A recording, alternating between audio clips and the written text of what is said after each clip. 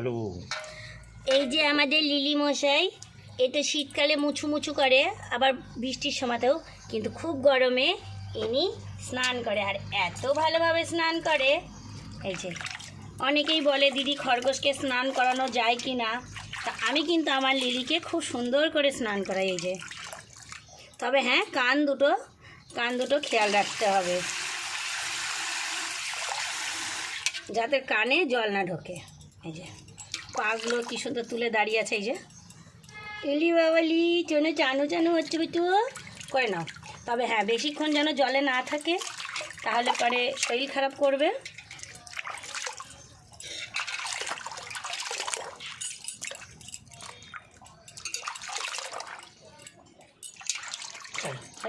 হয়ে গেছে। আর একে মুছু মুছু। এই যে আমি শুকনো ন্যাকড়া রেডি করেই রাখি, ওঠার পরে একে ভালো করে